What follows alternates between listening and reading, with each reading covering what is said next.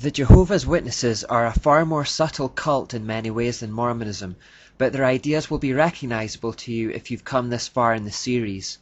The Jehovah's Witnesses were founded by a man called Charles Taze Russell in the late 19th century, and the first thing to say about him is that he believed that lying was a good thing if the end justified the means. This has been a recurring theme throughout the series that we've seen in relation to Plato, Islam, and the Illuminated Masons in particular. Their own publication, the Watchtower magazine, stated on May 15, 1960 that the scriptures justify the war strategy of hiding true facts from the enemy. The following month, on June the 1st, 1960, it repeated the idea, saying, as a soldier of Christ, he is in theocratic warfare, and he must exercise caution when dealing with God's foes. Thus the scriptures show that for the purposes of protecting the interests of God's cause, it is proper to hide the truth from God's enemies. Because Jehovah's Witnesses don't believe anyone outside of their cult has true salvation, that means that Christians are included along with the enemies of God in their eyes. That means they believe it is acceptable to lie to us if the end justifies the means. This instantly removes any weight we may have otherwise given to their words, and we have to instead look at their actions, ideas, and symbols for the truth. Charles Taze Russell was a member of a congregational church as a youth, but in his teens he lost faith and, hungrily, he began investigating the heathen religions in search of the truth on God's purpose and man's destiny. He picked up many occult ideas and intermingled them with his own faith, and also gained a number of Masonic friends. Although there is much debate about how involved he was with Freemasonry and whether he was a Mason himself, what is clear is that he exalted Masonic beliefs and used occult images in his own publications. In a discourse he gave in 1913 called The Temple of God, he said, I am very glad to have this particular opportunity of saying a word about some of the things in which we agree with our Masonic friends, because we are speaking in a building dedicated to Masonry, and we are also Masons. I am a Freemason. I am a free and accepted Mason, if I may carry the matter to its full length, because that is what our Masonic brethren like to tell us, that they are free and accepted Masons. That is their style of putting it. I trust we all are, but not just after the style of our Masonic brethren. We have no quarrel with them. I'm not going to say a word against Freemasons. In fact, some of my very dear friends are Masons, and I can appreciate that there are certain very precious truths that are held in part by our Masonic friends. I have talked to them at times, and they have said, how do you know about all of these things? We thought nobody knew anything about these things except those who had access to the very highest logic. Russell went on to use a Masonic name for God, saying, I had been in conference with the great master workman, the Lord himself, and I have secret information. And so, if we talk to our Masonic friends about the temple and its meaning, and about being good Masons, and about the Great Pyramid, which is the very emblem they use, and what the Great Pyramid signifies, our Masonic friends are astonished. We are going to discuss free and accepted Masonry, the Bible Masonry, my dear friends. In both those quotations, his Masonic friends seem surprised that Charles Russell knows the same information they do. This goes further when Russell says, you know our order is so secret we cannot know each other always. Is that not wonderful? I find that it is so with Masons also. Many Masons shake hands with me and give me what I know is their grip. They don't know me from a Mason. Something I do seems to be the same as Masons do. I don't know what it is, but they often give me all kinds of grips and I give them back. Then I tell them I don't know anything about it except just a few grips that have come to me naturally. Russell seems to be saying that somehow he knows about Freemasonry, but he doesn't know how he knows. It just comes naturally to him. But he then goes on to say that he, in fact, knows more about occult things than Freemasons themselves do. Do our Masonic friends understand something about the temple and being Knights Templar and so on? We more. This next quotation from that discourse is very telling indeed. Blessed are your eyes, for they see. Not everybody has the hearing ear and the seeing eye. It is only those who have come into this divine Masonry that have the spiritual insight and the spiritual guidance, and may know the things that are freely given to us. It is something that is freely given to one class and not intended for anyone else. Russell therefore had no problems in his followers joining Masonry, saying, If you feel that you want to become a member of the free and accepted order of Masonry and do not feel free and Masonic enough as a follower of Christ, God bless you. Use your own judgment. That is yours to decide, not mine. Finally, he said, so you and I as under-Masons are waiting for the return of the Master Mason. Therefore, we are unsurprised when we find this winged sun disk symbol which was prevalent on early Watchtower publications. Here we also see it on their Kingdom Hall in Queens, New York.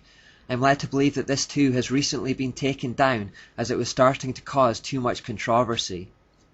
Early issues of the Watchtower had this front cover, which has a bit of sun symbolism, although nothing especially incriminating.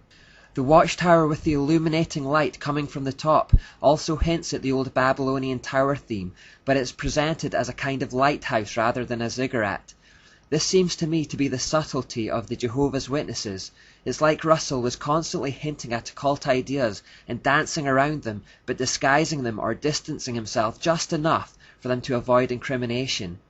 Further research will tell you that the other symbols here, particularly the cross and crown, may have deeper meanings, but because they're not connected to anything I've covered so far, I'll bypass them and leave you to do your own investigation there. The whole Jehovah's Witnesses organization are controlled by a governing body of 10 to 15 mature men, who they believe receive direct guidance from the spiritual realm. The governing body then instructs the followers through the pages of the Watchtower publications, and these decrees are enforced by elders within local assemblies.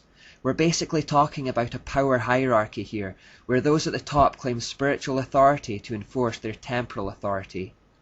Jehovah's Witnesses are taught that Scripture alone is insufficient to understand the things of God, and that they need the teachings of the governing body as passed down through the Watchtower to properly understand the Bible. They say, Jehovah God has also provided his visible organization, his faithful and discreet slave, made up of spirit-anointed ones. Unless we are in touch with this channel of communication that God is using, we will not progress along the road to life, no matter how much Bible reading we do.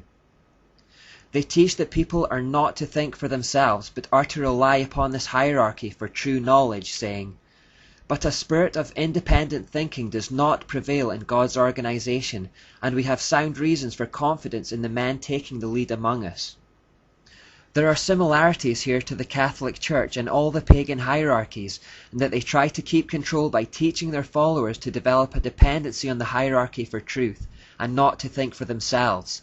Also, like Catholicism, they strengthen that control by saying that if anyone goes against their teaching, they will be removed from the fellowship and therefore will lose their salvation. The use of guilt and fear to control the followers is enough to keep them towing the party line. Anyone who has tried to leave will know how controlling an organization it really is. Jehovah's Witnesses are also expected to spy on one another and report any misdemeanors to the elders. If they don't, they run the risk of being disfellowshipped themselves. People can be disfellowshipped for such things as speaking to a disfellowshipped person and reading material that hasn't been approved by the governing body. So in that we see the same old attempts to keep a firm grip on the information flows. Those information flows say that Jesus Christ is not God. Jesus Christ is a created being. The Archangel Michael is a god. That Christ's body was not resurrected, and that the Christian Church is not preaching the gospel. Why do the Jehovah's Witnesses have so many doctrines that are in common with the doctrines of demons? Well, as I mentioned, their governing body believes it is experiencing direction from the spiritual realm. They believe that direction to be angelic. Vindication, Volume 3 says, the heavenly messengers are angels of the Lord, now used by the Lord in behalf of the remnant. These angels are invisible to human eyes and are there to carry out the orders of the Lord. No doubt they first hear the instruction which the Lord issues to his remnant, and then these invisible messengers pass such instruction on to the remnant. Raymond Franz, an ex-member of the governing body, confirmed in his book, Crisis of Conscience, that they made decisions not on the Bible or by prayer, but by this angelic direction. They claim these angels also direct the writing of the Watchtower magazine. The Lord used the Watchtower to announce these truths. Doubtless he used his invisible deputies to have much to do with it. On top of this, they practiced necromancy, communication with the dead, as they claimed that Charles Russell continued to contact them after death to guide the organization. Though Pastor Russell has passed beyond the veil, he is still managing every feature of the harvest work. We hold that he supervises, by the Lord's arrangement, the work yet to be done. Also, hence our dear pastor, now in glory, is without doubt manifesting a keen interest in the harvest work, and is permitted by the Lord to exercise some strong influence thereupon. The Watchtower has made numerous false prophecies and set wrong dates that have come and gone. They have mistranslated the Bible, endorsed things like numerology, spiritism, necromancy, astrology, and masonry. Clearly, whatever they are in contact with is not from God. Finally, this is a close-up of the inscription on Charles Taze Russell's grave. You may be surprised to see what kind of shape this grave takes. What is also significant is that there's a building in the background, and if we were to walk down the slope to the foot of the flagpole, we would see this. This is the Greater Pittsburgh Masonic Center. I need to keep repeating that no human beings are our enemies, and that these individual organizations are not our enemies. Keep looking beyond the princes of Tyre to see the King of Tyre. Our enemies are spiritual, not physical.